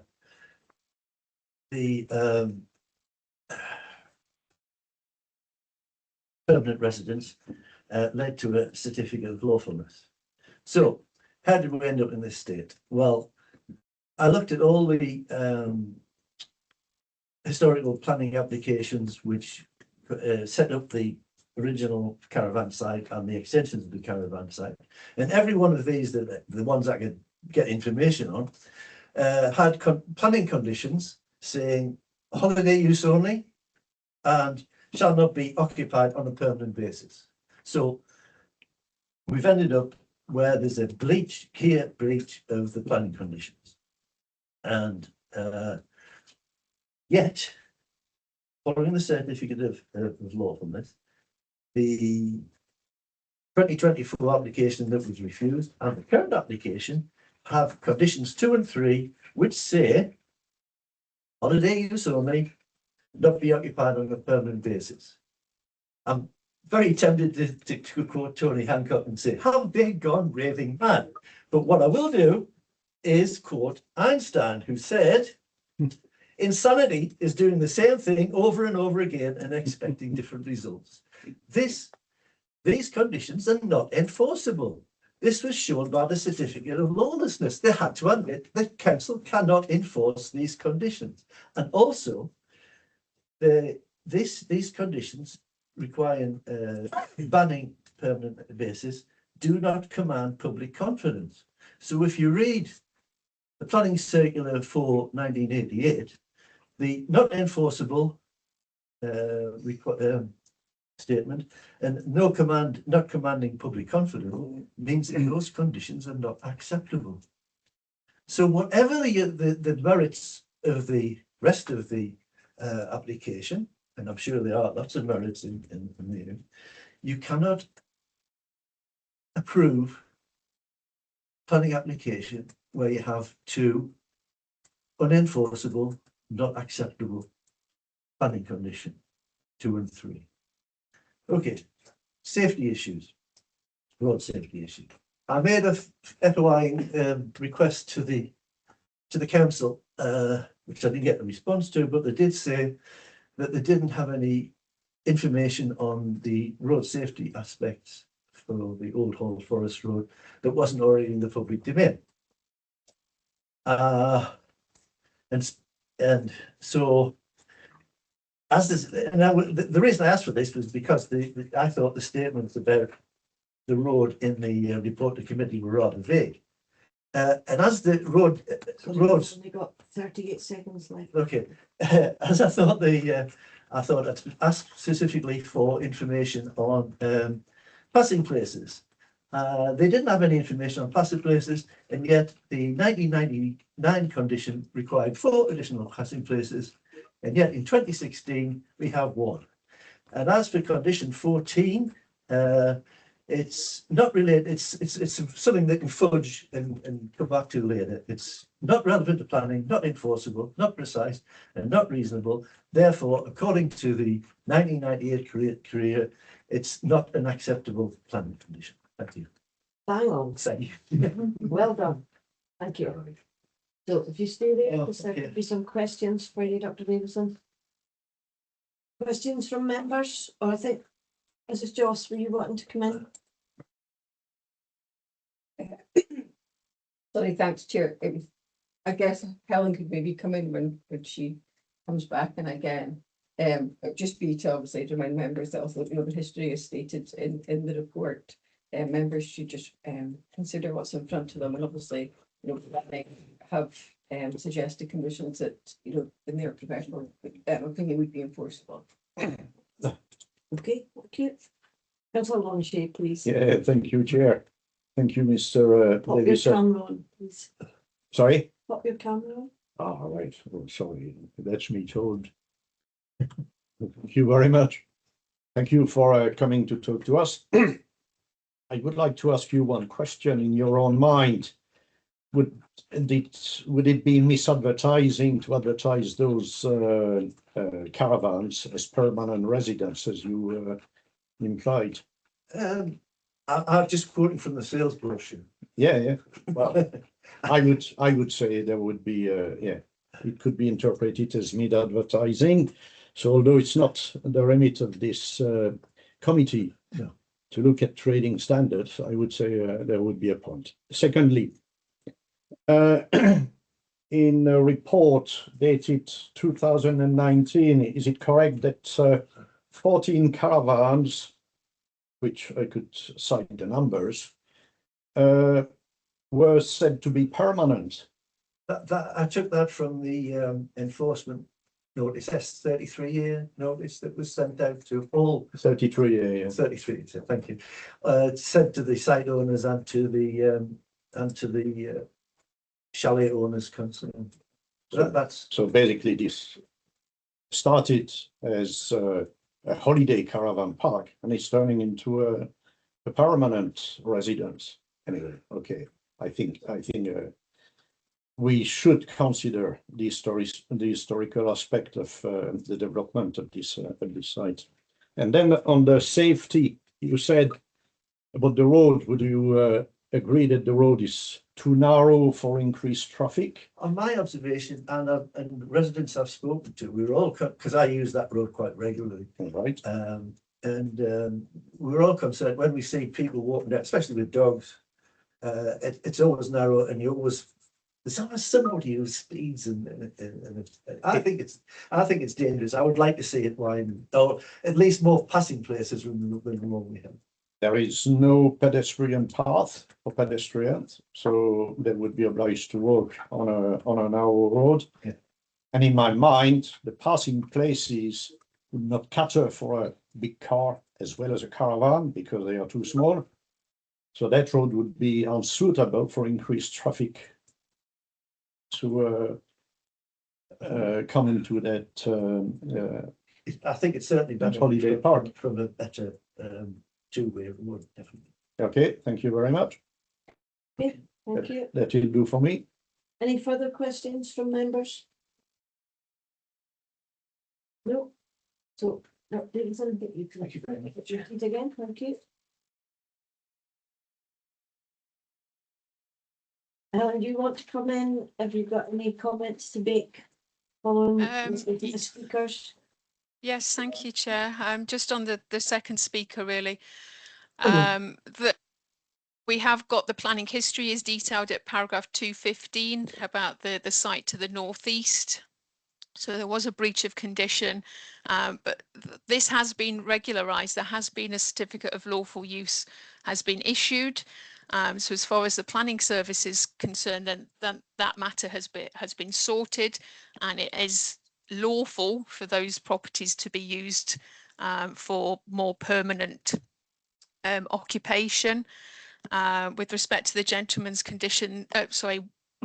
concerns about conditions 2 and 3, which restrict the occupancy of the units proposed today to short term, as I stressed, it's the view of the planning service that those conditions, the wording of that does meet all of the tests in circular 498, and that those conditions are standard conditions the planning service applies, and like any condition, there is a potential that somebody could breach a consent or condition, but we have to take an application on face value.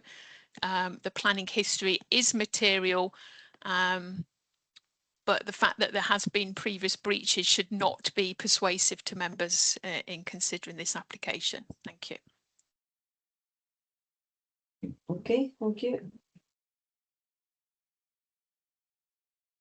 I don't see any other comments or questions for you there, so we can open the debate. But first of all, before we go to consider this further, can I confirm that members are satisfied that they've received all the necessary information and feel able to participate in the determination of the application? Yes. Yeah. Yes. So I'll go first to Ward 12 councillors.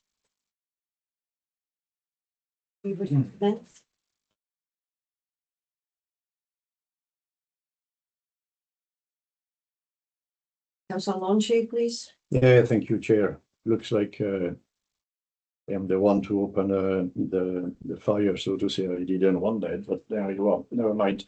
Well, basically, I consider this application to be refused on many aspects, particularly, as we said, although we were told not to consider the planning history, I believe it is relevant. Safety aspect, as discussed with Mr. Davison. Some other reasons. The initial reason why the application was refused last year was that the croft would be completely enclosed. That remains the same, which I personally find unacceptable. So I can keep on, but I'll leave it at that for now. Thank you. Okay, we'll come back here. Yeah, thank you. Councillor Mason, please. Yes, I feel uncomfortable that this whole that Hillhead Croft's going to be encapsulated fully by the surrounding property, and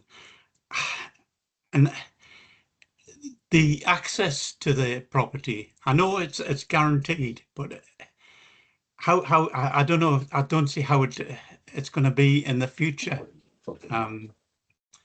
Yeah, and this thing about the one-way, two-way traffic is a bit odd. If you get a caravan getting towed out, and the residents of Hillhead Croft are coming down, there's going to be a problem backing up for the caravan back up. So There's all sorts of problems here. I could. Okay, right. Thanks. I'll see what the other members say. Thanks. Okay, thank you. Councillor Gifford, please. Yeah, thanks, Chair. Yeah, I think that was one bit that was missing from all the discussion we've had up to this point, was the amenity of Hillhead Croft and the residents there, which was the big part of the discussion previously. And I don't see how this changed application, albeit for fewer vans, differently out wider shelter belts, changes that. And I think the comments that we made ourselves determined the last application, and they were mirrored, in fact, enhanced by what the reporter said, still stand for this one. There's a property that's going to be completely surrounded through no fault of their own, and we should, as much as we can, safeguard against that. And then we've got which I'm now going to call Schrodinger's Road. It can be two things at once. It can be one way or two way, with or without a passing place, which may help, certainly. I just think we're designing in trouble, and I don't see an easy way of fixing that. And if you have to look at really strange, convoluted solutions to problems, then the problem, I think, is the one that we should focus on, which is it's not a safe road for vehicles to be going two ways at the same time.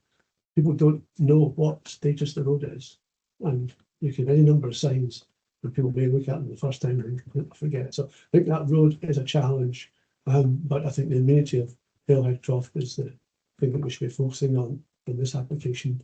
Adversely affects that amenity. Thank you. Okay, thank you. Councillor Reid, please. Yeah, thanks, Chair. I also share some concerns with my fellow ward colleagues. I note there's been some improvements with the bicycle storage and also the electric charging vehicle stations, but I'm really concerned over the lack of sustainable transport and the severe effect on Hillhead Croft. So I'll see how the debate goes first. Okay, thank you. Open it up to all members. Councillor Grant, please. Thanks. Chair, could I ask you a question of the planner at this stage? Yeah. Helen, since there's a lot of concern about the road access and passage of vehicles, is there anything more that can be done to condition a more satisfactory solution? Can you pop your camera? Oh, I'm sorry. A bit late now, but Thank you, Councillor. I'm not sure it's the planning services role to design out what area committee foresee as an issue, so I'm probably not in a position to answer that. Is there anyone we have who can? I doubt that. No. That's it. I think Ken would be more concerned with the public roads, really, not the roads within the site. I think if the committee has concerns, then they take the position on the application as it's proposed, and it's for the applicant then to consider how they react to that. Thank you. Thank you, Helen. Okay. Councillor Bailey, please.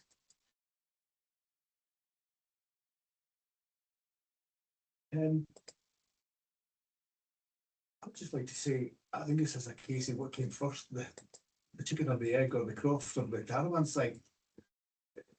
Maybe Hillhead Croft have been there for a long time, and maybe it's over time, it just happens to have been land sold off and it's been accommodated to a caravan site round about it on all sides. And as this development says, this will exactly what will happen. But there's also a sensibility about this. You can go to caravan sites up and down the country and you see little roads similar to the one-way system that's shown here, that are similar width, and they all work quite amicably for those sites for many, many years. No issues. In fact, the actual width of the roads on some of these sites actually has a safety point because it slows down traffic, people are more amicable, and it adds a safety effect that there is no accidents can happen. Certainly, I get the point that if there's, for Hillhead Croft, you're allowed to drive up the other way from the exit road here. But surely if you were turning into that road and you saw something like a caravan blocking the way, you wouldn't want to go and drive in there just because you had a right of way. In fact, I think you'd be rather foolish as a road user if you decided to do so. So I think the one-way system in place, and I think that the accessibility and the road that we've talked about here and all these issues, I think I have no an issue with. I think it's about sensibility, it's about working with your neighbours, it's about working with who is in your neighbourhood. Yes, we've talked about the aspect of the width of the road from the site to the centre of the contour, but that is with the planning application itself. That's somewhere that's on the road too. It's not to do with this planning application. I think it's been touched upon, road width and so on. So when we're talking about this application on site, and I absolutely see no problem. I think it's already been hinted by some of the questioning before that there could be accessibility of a passing place upon that exit road that might help and endure this. So I have no problem at all with this, the application at all. I think there's a good points here that they've been looked at, verified, and looked at again before we've seen this application in front of us today. So no problem with it at all. I think the access up the public road is relevant to the planning application, so bear that in mind. Councillor Smith, please. Yes, I have absolutely no concern about this application. I think the applicant has gone the extra mile to address the previous refusal. As to the one-way access, I don't see the need for Hillhead Croft to have the ability to go up a no entry road, which is no entry for other users. But to have a complete one-way system, and I think that would address any possible accidents. This caravan park has been there for more years than I can remember, and I have never personally heard of any kind of accident there. I may be wrong, but it's certainly not a big issue. So no, I would support the application. I see no concerns at all. Okay, thank you. Councillor Grant, please. Thank you, Chair. Are you looking for a motion yet? Or are you still on? We could do, yes, I think there doesn't seem to be any more. Yeah, thanks. Oh, sorry, Councillor Keating wants to come in. I'll Oh, come back to you. apologies. Sorry for holding you back a bit then. I think similar to what Neil was saying, and I do take Councillor Smith's points, but nonetheless, the proposal in front of us is for this Schrodinger's road, I think. So we have heard from the applicant that they'd be willing to put in a passing place. I think if anybody is going to propose and support it, I think we should add that. And we also had a discussion about evergreen trees rather than total native species. I heard the applicant again saying there is a hedge belt. We all saw that. Or those visited last week, we all saw that. But nonetheless, I know there is a condition on landscape, but I think we should ask if there's a motion to support this, that the service consider at least an initial belt of evergreens to provide that additional all year round protection. Those are my observations, and then we'll see if anybody proposes a motion. Okay, thank you. You've now got Iris up as well. Councillor Walker. Yeah, I was just going to remind folk, if you're wanting to support this, about the additional condition on proposed levels that Helen mentioned earlier on. Okay, thank you. Councillor Grant, you wish to put forward a motion? Yes, thank you, Chair. I appreciate what's been said about road access and issues of passing, but I think it's clear from me that the applicant has, as has been mentioned, gone the extra mile to try and accommodate the situation.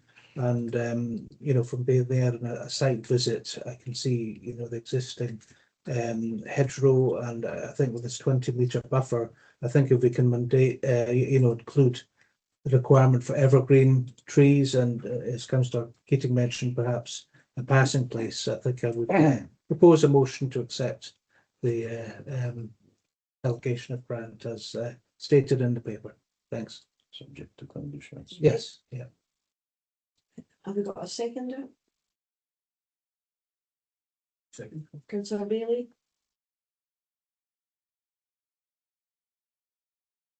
Okay, is there an amendment? Councillor Gifford. Yeah, thanks, Chair. Yeah, we'll move an amendment As I said in the previous submission, I think this doesn't go far enough in allaying the problems that we saw in the previous application. So I would just take the wording from what we said at the last meeting, which was that this application is considered is not considered to comply with policy P1 of the LDP 2023 and policy 14 of NPF 4, and to add in what the reporter then said after all their considerations was exactly the same thing, but they added in it was also contrary to policy D1 and LDP as well. So that's contrary to LDP policies P1 and RD1 and NPF policy 14 in terms of protecting the amenity of Hillhead Croft. Thank you. Okay, thank you. I think I need a bit more clarity in terms of why it's not considered to comply with those policies. So, so unacceptable impact on the amenity of the residents in Hillhead Croft, but have you got more than that?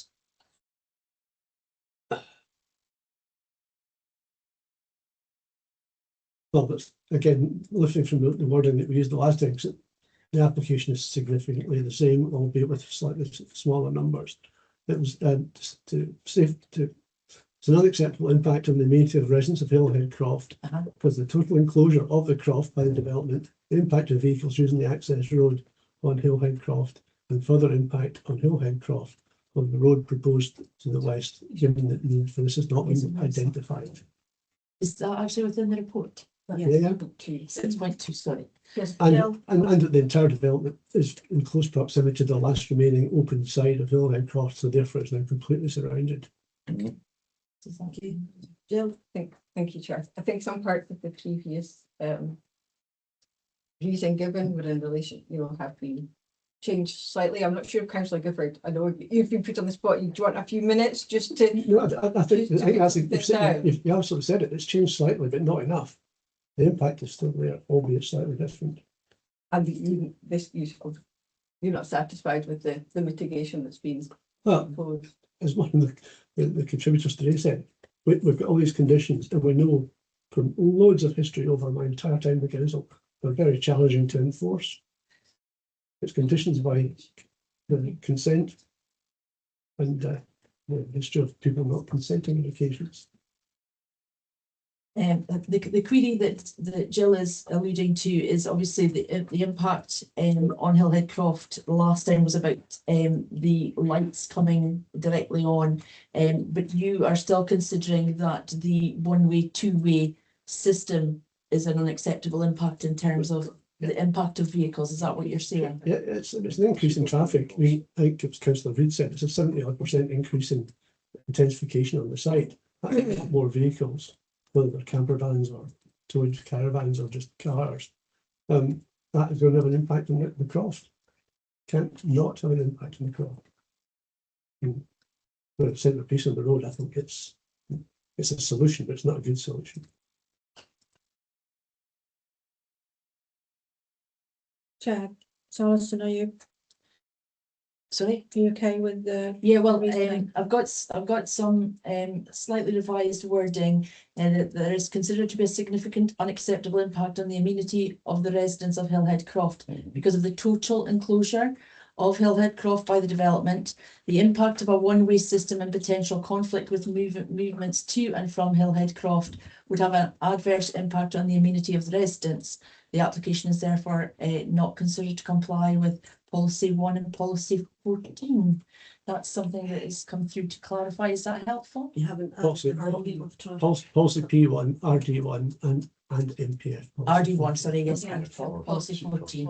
It's policy 14 and NPF 4. Yeah. RD1, yes. In place, and then Is that, you happy with that as the wording? I think I used those words not in that order, but that'll do fine. Thank you. I heard all those words coming. have we got a seconder? Councillor Lonchi? Yes, I'm happy to second the amendment proposed by Councillor Gifford. No other comment. Thank you. Okay.